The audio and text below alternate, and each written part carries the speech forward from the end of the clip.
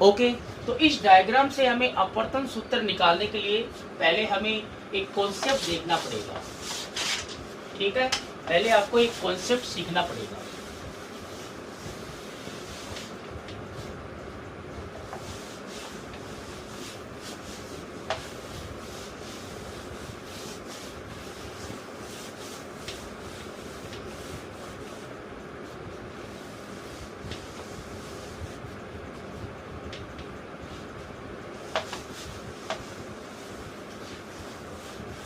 Okay, तो simple triangle का concept होगा। आप ट्रेंगल आप जानते होंगे। ओके, तो ट्रेंगल का एक कॉन्सेप्ट होगा, वो कॉन्सेप्ट आपको पता है या नहीं पता है, लेकिन मैं यहाँ आपको बता रहा हूँ। देखो, ये कोई ट्रेंगल है, ये कोई ट्रेंगल है। ट्रेंगल के कितने वर्टिसेस होते हैं? 3 होते हैं। 1 2 3, 3 शीट्स होते हैं। ओके, तीनों शीट्सों पर तीनों वर्टिसेस पर हमें अगर इंटरनल एंगल गिवन हो, एक पर ए दिया हो, एक पर बी दिया हो और एक पर क्या दिया हो? सी। हमें पता है कि the summation of the internal angles, अंतः कोणों का योग, किसी त्रिभुज में अंतः कोणों का योग कितना होता है? 180 डिग्री होता है। ये तो आपको पता होगा, इसमें तो आपको कोई दिक्कत नहीं होगी, ये तो आपको आता ही होगा। लेकिन अगर मान लो 2 वर्टिसेस पर आपको इंटरनल एंगल गिवन हो, 2 वर्टिसेस पर इंटरनल एंगल गिवन हो और तीसरे वर्टिसेस पर आपको इंटरनल एंगल ने गिवन होकर क्या दिया हो? एक्सटर्नल एंगल गिवन हो। क्या हो? इन 2 वर्टिसेस पर इंटरनल एंगल गिवन है, तीसरे वर्टिसेस पर आपको इंटरनल एंगल नहीं एक्सटर्नल एंगल गिवन है। ओके, तो एक्सटर्नल एंगल की प्रॉपर्टी क्या होती है? एक्सटर्नल एंगल जो होगा वो इक्वल टू क्या होगा? सम ऑफ द इंटरनल एंगल्स होगा। ओके, जो बहिर्कोण का मान होगा, अगर किसी त्रिभुज में 2 शीर्षों पर अंतः कोण दिए हो और तीसरे शीर्ष पर अगर बहिर्कोण दिया हो, तो बहिर्कोण का मान है वो अंतः कोणों के योग के बराबर होगा। Okay, external angle is equal to the summation of the internal angles. Okay, इसको हम प्रूव भी कर सकते हैं, यहाँ से आप प्रूव करके देख सकते हो इसको। जैसे ये आपको सी एंगल दे दिया, ये टोटल यहाँ से लेकर यहाँ तक ये टोटल कितना एंगल होना चाहिए? ये 180 डिग्री होना चाहिए। क्या होना चाहिए? 180 डिग्री होना चाहिए। तो ये टोटल तो 180 डिग्री है, ये कितना हुआ? सी। तो ये रिमेनिंग कितना होना चाहिए? ये अंदर वाला जो इंटरनल एंगल है इस ट्रायंगल का वो कितना होना चाहिए? 180 टोटल है, 180 में से सी घटा दो तो ये एंगल कितना आएगा? 180 माइनस सी आएगा। ये कितना आएगा? 180 माइनस सी, 180 माइनस सी आएगा। ओके और नॉट ओके? ओके और नॉट ओके? तो ये इंटरनल एंगल होगा, ये हो गया, और इंटरनल एंगल, ये इंटरनल एंगल हमारे पास 180 माइनस सी। तो इंटरनल एंगल की प्रॉपर्टी हम लगाएं तो sum of the all internal angles, एक ए है एक बी है, तीसरा क्या था? 180 माइनस सी। इन सब का एडिशन क्या होना चाहिए? 180 डिग्री होना चाहिए। 180 से 180 cancel, A plus B is equal to क्या जाएगा? सी इधर चला गया। तो ये हमारे पास प्रूफ हो गया कि अगर किसी तीसरे वर्टिसेस पर एक्सटर्नल एंगल गिवन हो तो एक्सटर्नल एंगल की प्रॉपर्टी क्या होगी? बहिर्कोण का गुण क्या होगा? बहिर्कोण का मान है वो अंतः कोणों के योग के बराबर होगा। Okay, external angle is equal to the sum of the internal angles. Okay, यही प्रॉपर्टी हमें इस डेरिवेशन में अप्लाई करनी है। ओके और नॉट ओके? ओके, अब देखिए फ्रॉम द फिगर इसका डेरिवेशन निकालते हैं। From the figure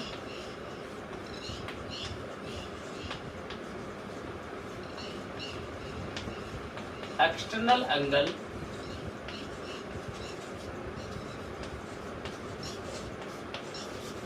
in a triangle OMC। OMC जो हमारे पास ट्रायंगल है, ओके, उसमें हम एक्सटर्नल एंगल की प्रॉपर्टी लगाएंगे। ओके ओके, अब देखिए OMC इस ट्रायंगल को आप देखो। ओके, O एक तो अपने पास सिर्फ O है, O पर क्या है? इंटरनल एंगल है, C पर क्या है? इंटरनल एंगल है बीटा। लेकिन M पॉइंट पर इंटरनल एंगल नहीं है, ये इंटरनल एंगल तो ये होगा, इंटरनल एंगल नहीं गिवन है, क्या गिवन है, एक्सटर्नल एंगल गिवन है। तो ऊपर जो आपको मैंने प्रॉपर्टी बताई है वो प्रॉपर्टी आपको लगानी है कि एक्सटर्नल एंगल की जो वैल्यू होगी वो इंटरनल एंगल के एडिशन के इक्वल होगी। तो यहाँ से क्या आ जाएगा, I external angle is equal to sum of internal angles alpha plus beta. ये आ गई इक्वेशन नंबर 1 आ गई। हो गए और नोट हो गए, ओके। अब देखिए, अब हमारे पास एक ट्रायंगल और है, एक्सटर्नल एंगल, एक ट्रायंगल में हमें और एक्सटर्नल एंगल मिलेगा। एक्सटर्नल एंगल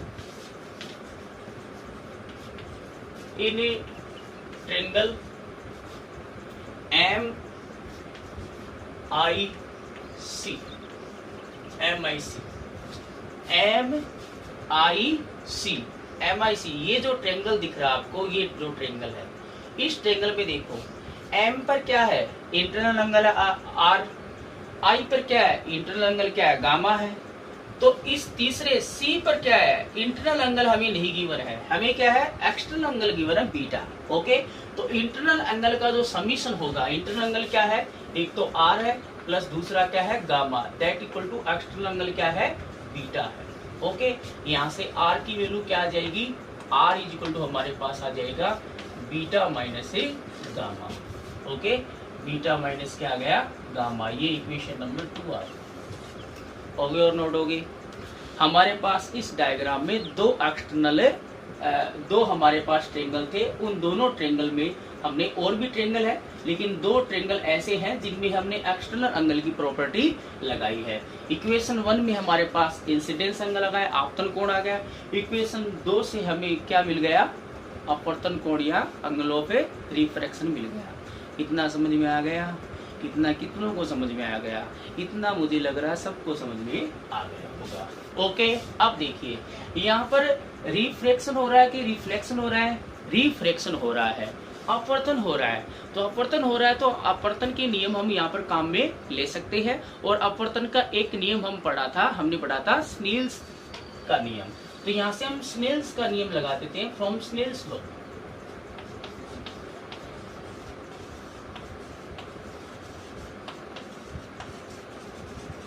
स्नेल्स लॉ क्या होता है, हम स्नेल्स लॉ को इस फॉर्म में भी लिख सकते हैं, n1 sin i is equal to n2 sin r। Okay, इसको इक्वेशन नंबर 3 डाल देते हैं। क्या हमने ये स्नेल्स लॉ लिखा है, क्या ये सही है? इसके लिए मैंने आपको कॉन्सेप्ट बताया था, रिफ्रैक्टिव इंडेक्स जब पढ़ाया था या स्नेल्स लॉ लिखा था, तब वहां पर आपको मैंने बताया था कि जो n1 i एंगल होगा वो n1 रिफ्रैक्टिव इंडेक्स में होगा, r एंगल होगा वो n2 में होना चाहिए। है कि नहीं है, हम चेक कर लेते हैं। क्या i angle n1 refractive index में है? हाँ है भाई। और r एंगल क्या n2 रिफ्रैक्टिव इंडेक्स में है? तो अपना फॉर्मूला, ये जो स्नेल्स लॉ का जो हमने फॉर्म लिखी है स्नेल्स लॉ की, वो राइट है। ओके, अब देखो यहाँ से हम क्या लगाएंगे, कंडीशन लगाएंगे। देखिए, if aperture of spherical surface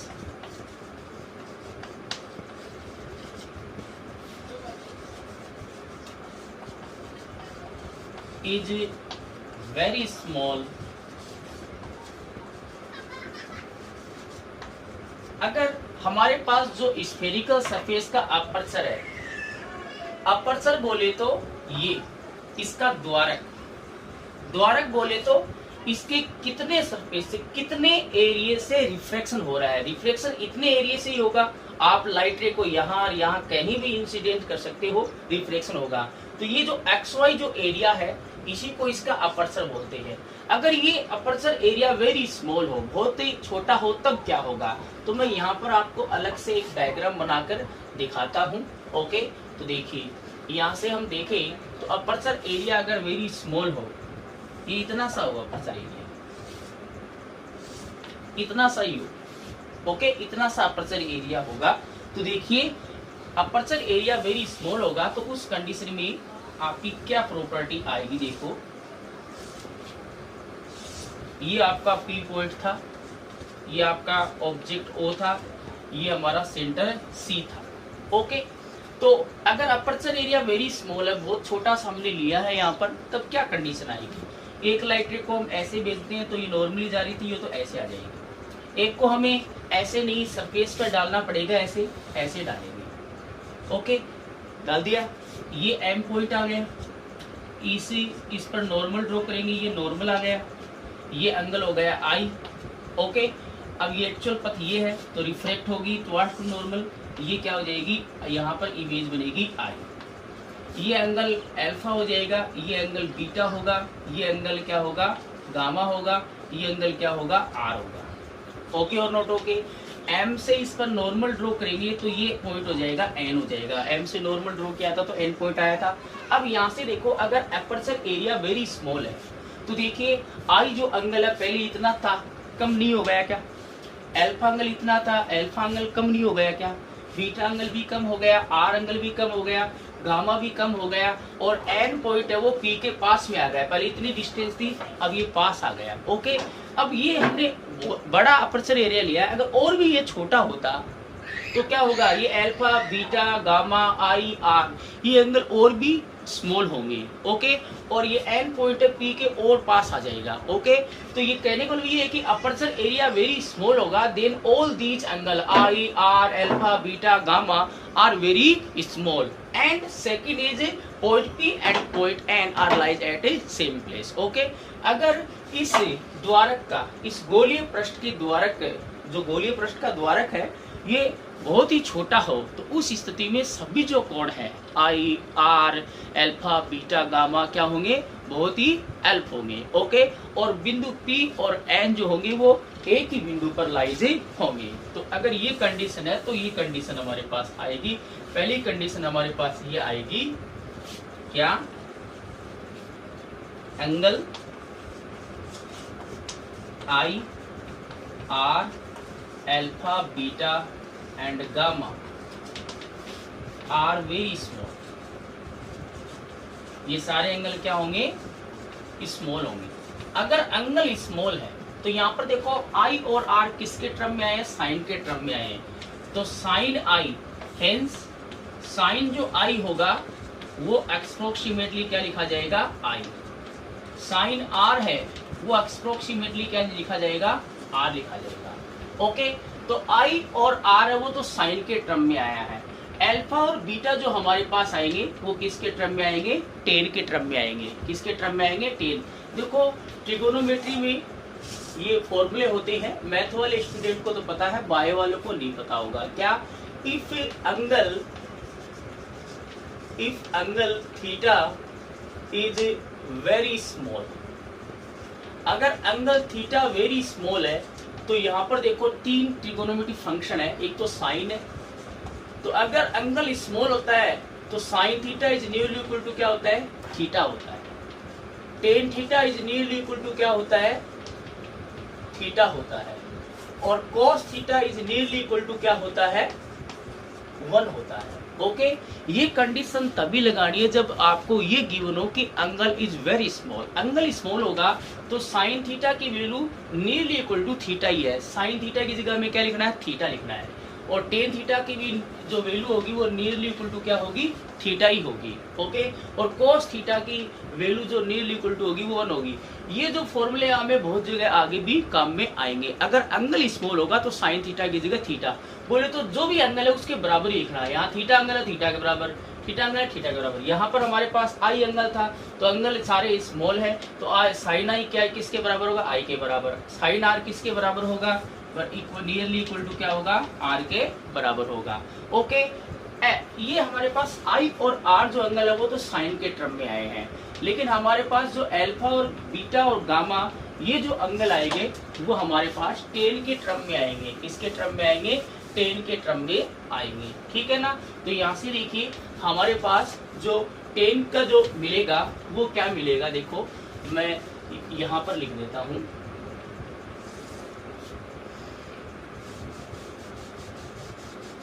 इस इक्वेशन 1 को रख लेते हैं और ऊपर से मिटा देते हैं। ओके, अब देखिए जो हमारे पास टेन अल्फा आएगा वो नियरली इक्वल टू हम क्या लिखेंगे, अल्फा। और हमारे पास टेन बीटा आएगा और टेन बीटा की जगह नियरली इक्वल टू क्या लिखना है, बीटा लिखना है। एंड हमारे पास जो टेन गामा आएगा उसको हम नियरली इक्वल टू क्या लिखेंगे, गामा ही लिखेंगे। ओके और नोट होगी, आई और आर साइन के टर्म में आएंगे, अल्फा बीटा और गामा टेन के टर्म में आएंगे, तो इनकी जगह टेन, इनकी जगह ये वैल्यू पुट करनी है। ओके, सेकंड जो कंडीशन होगी वो ये होगी, point P and point N are lies at same place.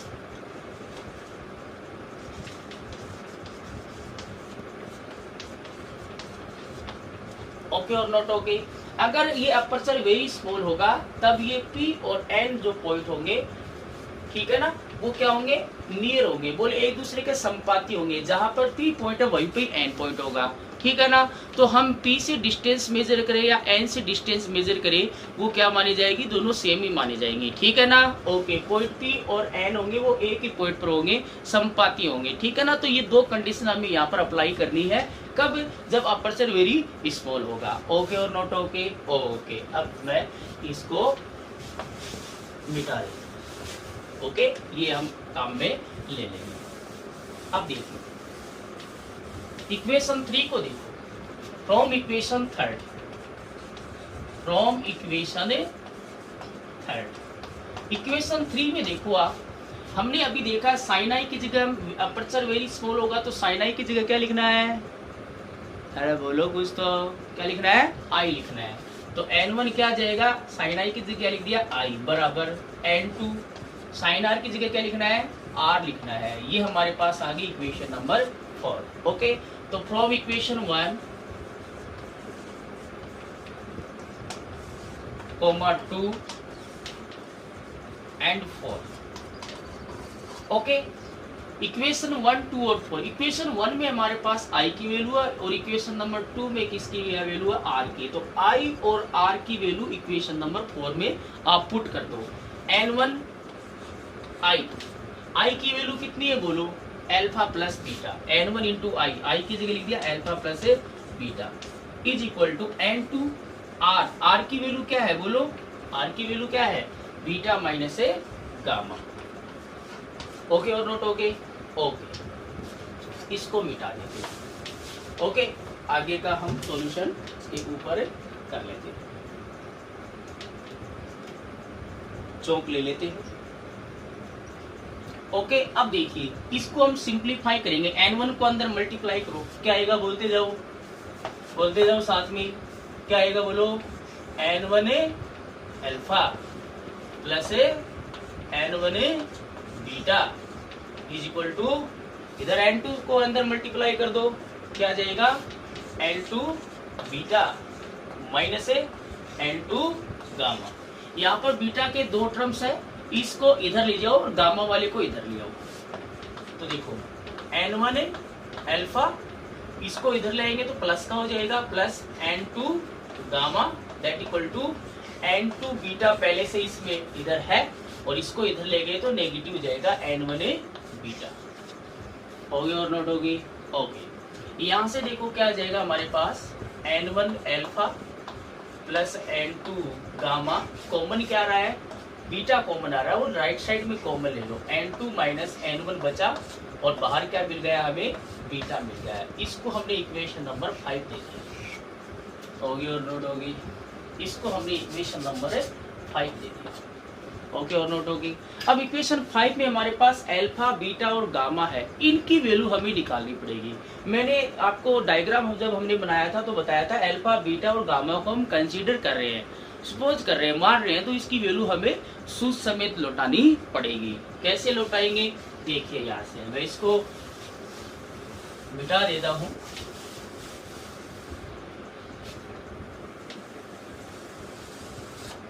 देखिए यहाँ से हमारे पास अगेन देखो, इस डायग्राम से चलते हैं, from the figure, again from the figure, figure से हमें अल्फा बीटा और गामा की वैल्यू मिलेगी। देखिए इस फिगर में हमारे पास 3 राइट एंगल ट्रायंगल है, एक तो हमारे पास है MNO, एक है MNC ये छोटे वाला, एक है एम एन आई, 3 राइट एंगल ट्रेंगल है। इन 3 राइट एंगल ट्रेंगल से हमें अल्फा, बीटा और गामा की वैल्यू मिलेगी। इस ट्रेंगल में एम एन आई, इसमें कौन सा एंगल है? अल्फा है। एम एन सी, इसमें कौन सा एंगल है? बीटा है। एम एन आई, इसमें कौन सा एंगल है? गामा है। ओके, तो यहां से हम देखें, अगर इस ट्रेंगल को ले, देखो in triangle M N O, इस ट्रेंगल को देखें तो एंगल ये है, एंगल के सामने वाली जो आर्म होती है वो परपेंडिकुलर या लंब होता है, और ये क्या होता है? इसका बेस होता है। तो मैंने कहा कि इस चैप्टर में जो भी जितने भी डायग्राम है, उन डायग्रामों में हम अगर कोई फॉर्मूला लगाते हैं तो हमें केवल वर्टिकल और हॉरिजॉन्टल आर्म्स ही लेनी है, आपको ऊर्ध्वाधर और क्षैतिज भुजा लेनी है।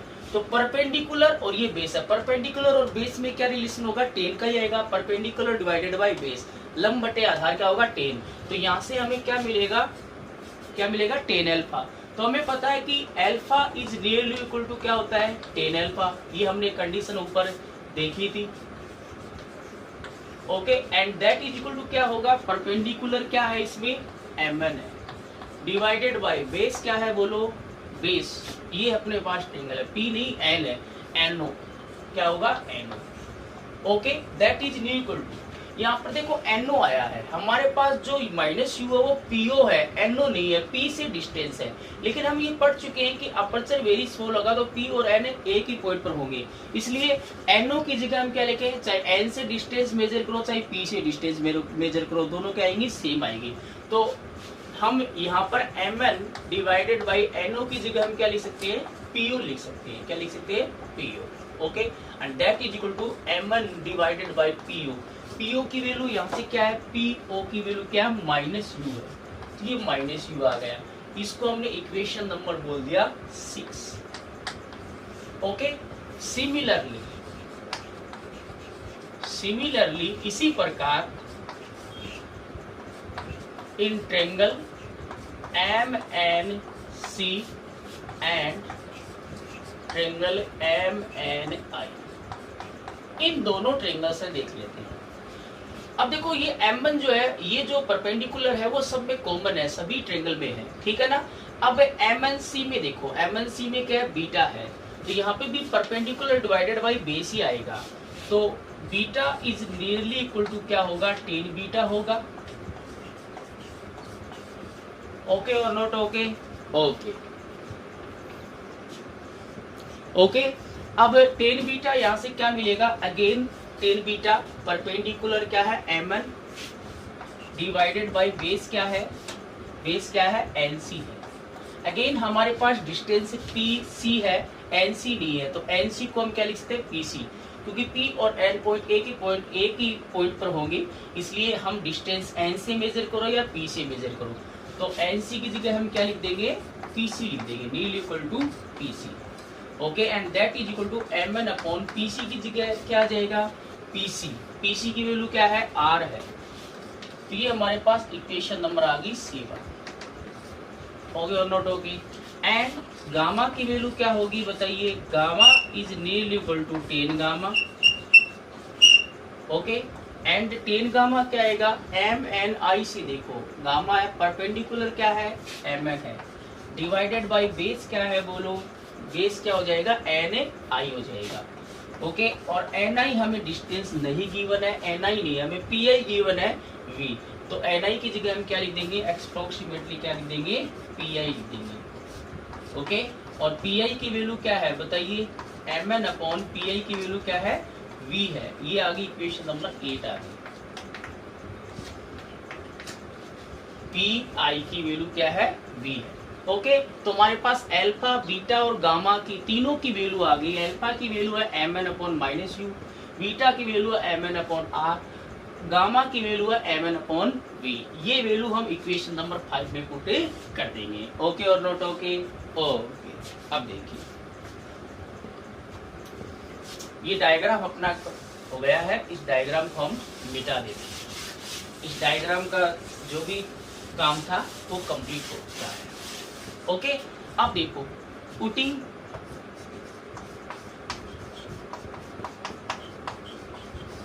Value of alpha comma beta and gamma in equation 5। इस 5 इक्वेशन में 5 वाली इक्वेशन में अल्फा बीटा और गामा की वैल्यू पुट करते हो। देखो करो n1 इंटू अल्फा। अल्फा की वैल्यू क्या है? देखो अल्फा की वैल्यू क्या है? mn upon minus you, mn upon A minus you, okay, plus n2 into में क्या है? गामा। गामा की वैल्यू क्या है बताइए? mn upon a v, that is equal to क्या है? n2 माइनस n1 इंटू में बीटा। बीटा की वैल्यू क्या है बताइए? बीटा की वैल्यू है mn upon r। Is it clear और नॉट? इसका काम हो गया, ये सब वैल्यू हमने पुट कर लिए इसमें, ओके। आगे इसको सिंप्लीफाई करते हैं। यहाँ से देखिए इसमें कॉमन क्या है? दोनों में m1 कॉमन है, ओके। क्या है? m1 common. तो यहाँ से क्या आएगा? देखो n1 बटे में क्या आएगा? Minus you. तो mn को हमने कॉमन ले लिया तो यहाँ का आ गया, ये mn को कॉमन ले लिया तो यहाँ से आ गया n1 अपॉन माइनस यू। यहाँ पर क्या आएगा? n2 अपॉन v आएगा, तो plus n2 upon v, okay. बाहर क्या आ गया?